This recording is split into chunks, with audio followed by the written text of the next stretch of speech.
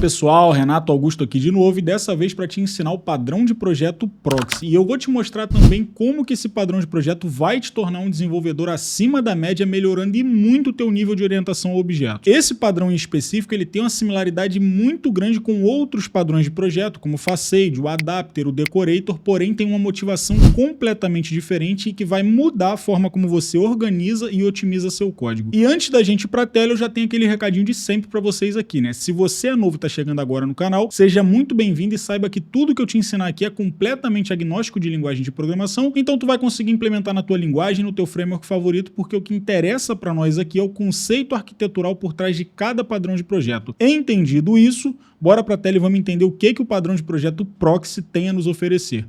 Bora lá. Bom, então vamos lá, vamos entender aqui qual é a motivação por trás desse padrão de projeto Proxy, que é um padrão de projeto que está na categoria dos estruturais, mas é um padrão extremamente simples e fácil de ser implementado. E que basicamente ele tem o propósito de fazer o seguinte, ele vai servir para a gente como um substituto ou um espaço reservado para um outro objeto, e com isso a gente conseguiria controlar acesso, a gente conseguiria fazer algumas coisas antes ou depois do pedido chegar ao objeto original. E o que isso quer dizer? Imagina assim, ó, imagina que tu tem uma classe no teu sistema, e essa tua classe precisa se comunicar com uma outra classe. Ela precisa utilizar uma outra classe. E o padrão de projeto Proxy, ele é como se fosse um interceptador. Então, do meu código cliente, eu não consigo conversar diretamente com a classe que eu queria. Eu tenho que passar por um proxy primeiro. Então, a gente tem um interceptador no meio para interceptar essa comunicação. E aí, nessa interceptação, a gente faz a adição de algumas coisas ali, seja funcionalidade, validações, verificações, cache, log. Esse padrão de projeto aqui, ele tem uma versatilidade muito grande. Esse é o padrão com mais possibilidades diferentes de implementação, de aplicação. Ele tem uma aplicabilidade muito vasta. E isso tudo a gente já vai ver no código, já vamos entender como é que funciona. E essa imagem aqui, ela vai ilustrar exatamente essa interceptação. Então esse bonequinho aqui deitado numa cadeira de praia aqui tomando um drink, ele é uma classe dentro do nosso sistema. Agora tu imagina, esses outros 5 bonequinhos aqui, eles precisam conversar com essa classe. O padrão de projeto Proxy é esse cara aqui que serviria como um substituto.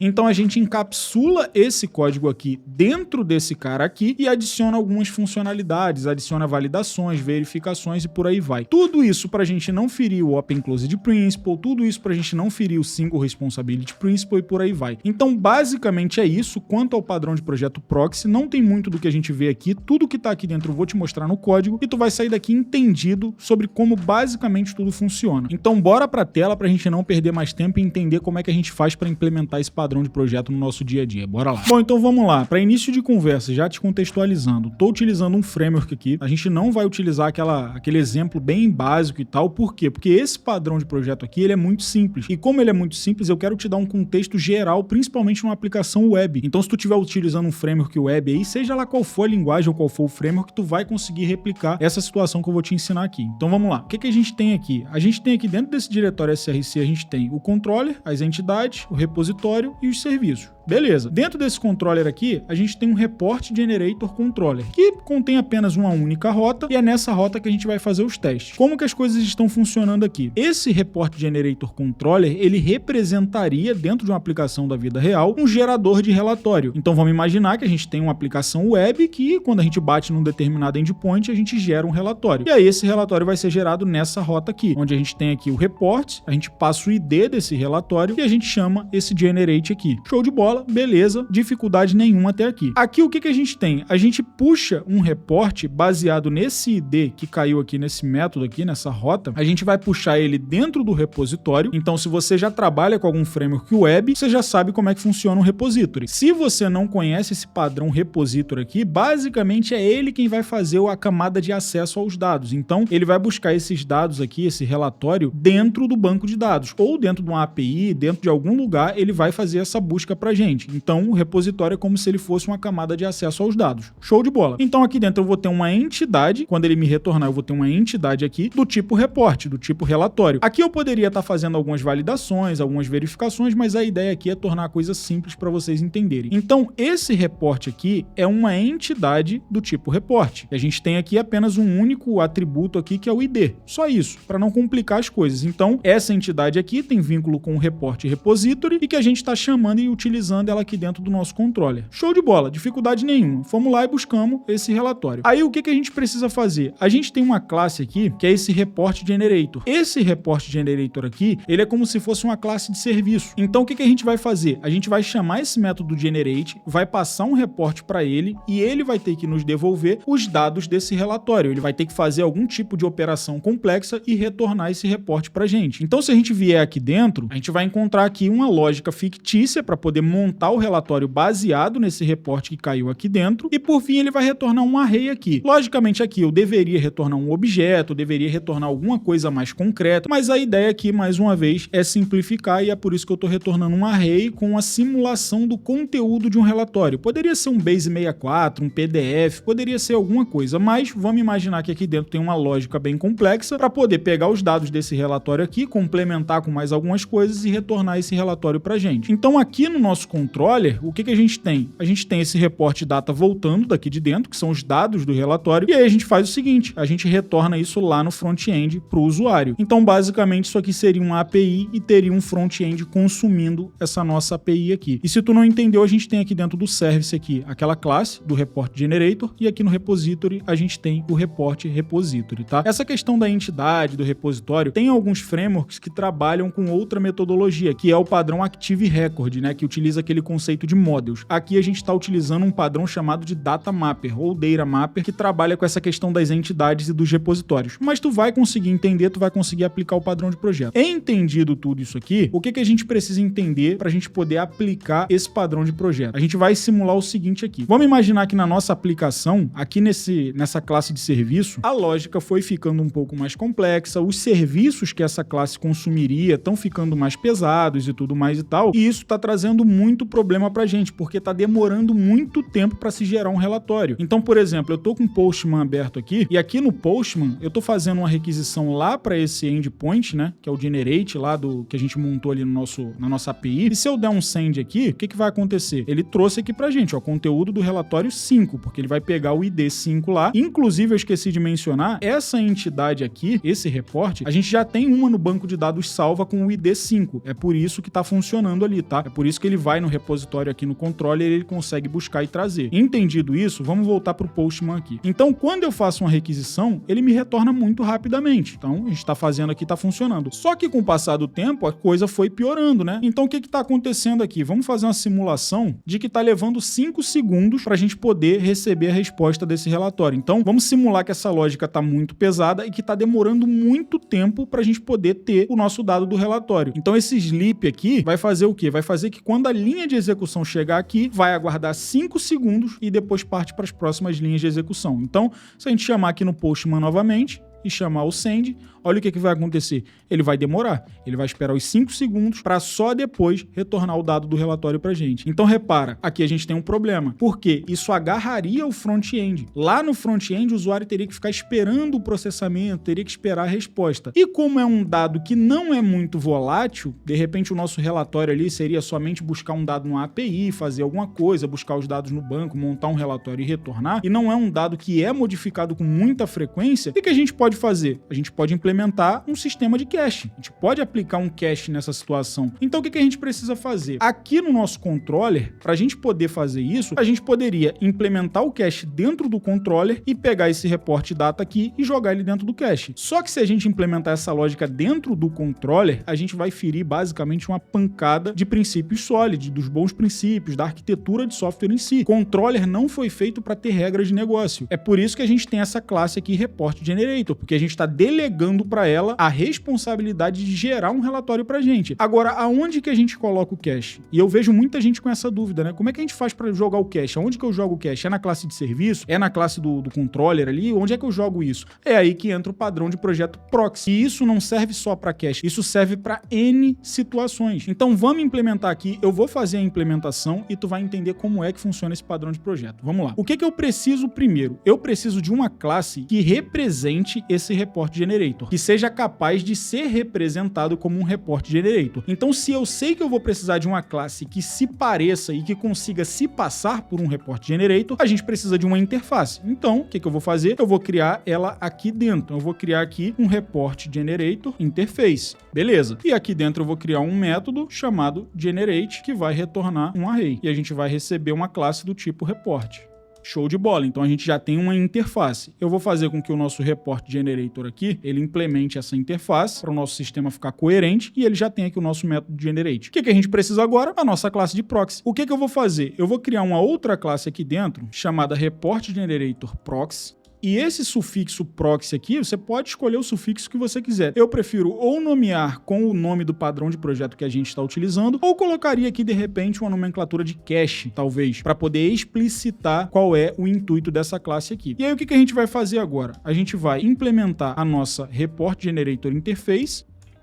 Vamos adicionar esse método aqui. E agora, o que a gente vai precisar fazer? Eu preciso fazer com que aqui no meu construtor eu receba a nossa classe report generator, tá? Eu não vou fazer uso da interface, não vou receber uma interface aqui, porque essa classe aqui ela vai precisar receber a classe concreta, report generator, porque ela é um proxy para aquela classe. Tu já vai entender. Beleza, então aqui eu recebi esse report generator, tá, no nosso construtor, e agora eu vou utilizar ele aqui dentro. Então eu vou pegar o report data e vou chamar o nosso report generator e vou mandar ele gerar um relatório em cima desse relatório que chegou aqui agora. Agora entende uma coisa, o que isso aqui está fazendo? Basicamente nada. A gente só encapsulou o nosso report generator dentro dele e chamamos o método generate. Até aqui mistério nenhum. É aqui que entra a nossa funcionalidade, a nossa regra de negócio, a nossa validação.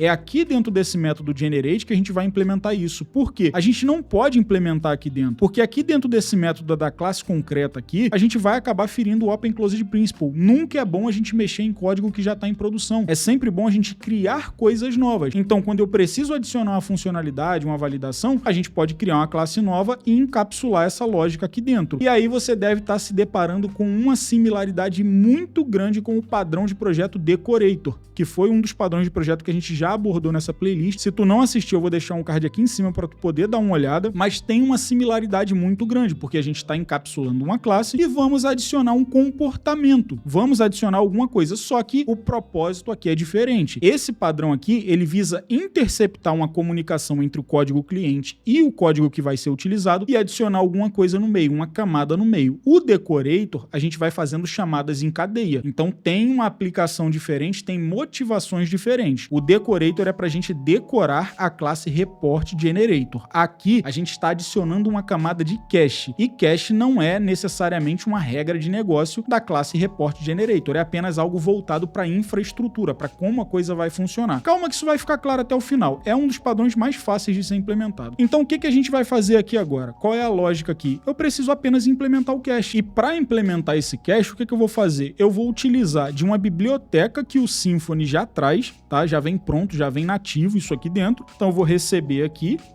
Beleza. E aí, pessoal, o seguinte, esse cache aqui, todo framework que se preza já tem uma biblioteca pronta de cache, de log, de acesso a banco de dados. Então, isso aqui é comum para todo mundo, tá? Teu framework web aí, muito provavelmente, já tem toda essa camada aqui. E basta a gente saber utilizar, beleza? Então, vamos lá. O que eu vou fazer agora? Eu vou fazer a implementação do cache, eu volto para te explicar, a gente leva isso lá pro controller, substitui a nossa classe de serviço e depois a gente testa lá no Postman e a gente vê o resultado disso, beleza? Vamos lá, então.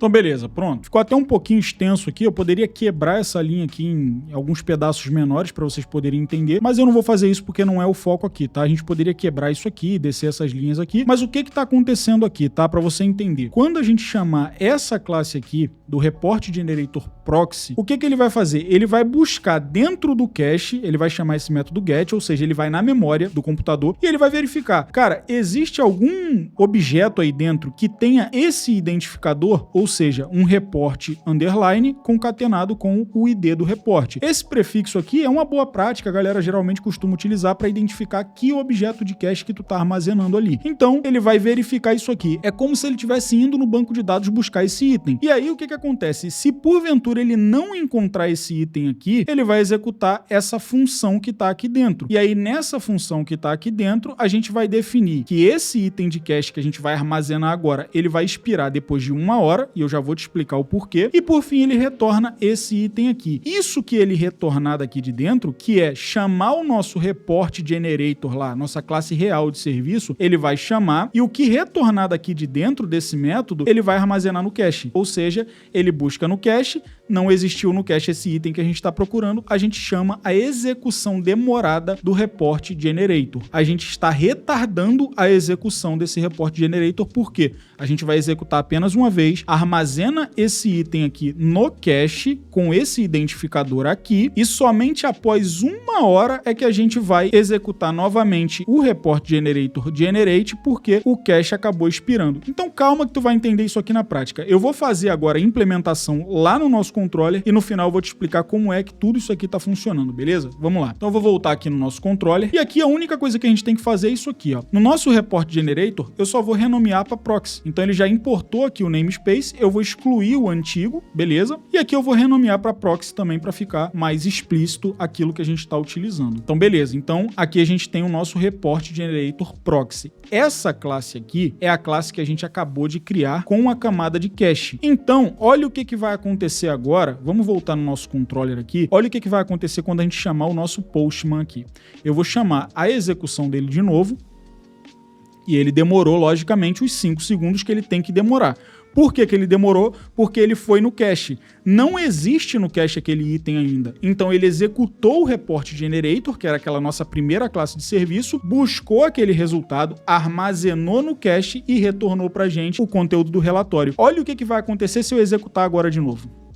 Pronto. Ele não demora a execução, porque esse item agora ele está armazenado no cache. Quantas vezes eu executar aqui, ele não vai modificar, ele está no cache. Então, o nosso controller aciona o nosso proxy que está indo no cache buscar o resultado. Então, agora ele não está indo mais na nossa classe de serviço, porque o retorno dela foi armazenado no cache. Então, independente de quantas vezes eu chamar esse método aqui ou chamar esse endpoint, ele vai retornar o conteúdo que está no cache. E aí, como é que funciona para a gente voltar a executar ela? A gente espera o período de 1 hora e após 1 hora aquele cache vai expirar e aí a gente executa de novo para gerar o relatório mais uma vez com a nossa classe de serviço e aí ele vai fazer todo o trâmite de novo, de armazenar no cache e por aí vai. E aí qual é a aplicabilidade disso no mundo real? Primeiro, a gente tem essa aplicação aqui porque faz todo sentido, porque a gente evita de trazer esse código, essa regra, essa lógica de cache para dentro do controller ou para dentro da classe de serviço e a gente também pode fazer diversas outras coisas como tá lá no Refactoring Guru. Então tu pode dar uma olhada no Refactoring Guru que eu vou deixar na descrição e que basicamente aqui resumindo, a gente pode atrasar a inicialização de algumas classes, a gente pode fazer diversas coisas como cache, log, a gente pode fazer validação. Então, por exemplo, essa nossa classe de Report Generator Proxy, ao invés dela estar fazendo a camada de cache pra gente, a gente poderia fazer uma simples verificação aqui, substituir isso aqui e fazer uma verificação, fazer um if, por exemplo. E aí aqui no construtor, a gente poderia receber o usuário que está logado na aplicação e verificar se esse usuário é um admin para poder fazer essa busca lá no nosso report generator para ver se ele tem a permissão de gerar esse relatório. Então a gente pode fazer validação, a gente pode adicionar uma regra de negócio, a gente pode fazer diversas coisas. Esse padrão de projeto aqui, ele é muito versátil e geralmente a galera implementa ele como service, né? Cria um service, mas aí não tem uma interface, ele não consegue se passar pelo mesmo objeto dentro do código cliente. Então se você reparar, o que aconteceu aqui foi o seguinte, o nosso controller aqui, ele é o código cliente do report generator. E o que aconteceu? A gente criou um interceptador no meio que vai chamar o report generator por baixo dos panos, mas antes vai implementar uma camada de cache e é assim que esse padrão de projeto funciona. E já está aberta a área de membros aqui do canal. Se você quiser se tornar meu apoiador, apoiador desse canal, desse conteúdo exclusivaço que eu trago para vocês semanalmente sem falta, é só se juntar na área de membros. É um valor extremamente baixo, porém que faz toda a diferença do lado de cá para quem está produzindo esse conteúdo exclusivo para vocês. Vou deixar também o link do livro Padrões de Projeto na descrição, é o catálogo oficial do Goff e esse livro vai mudar a forma como você enxerga e pensa sobre a orientação a objetos, então tu não pode deixar de conferir, vou deixar o link na descrição. Por fim, eu vou ficando por aqui. Um forte abraço para você e nos vemos em breve.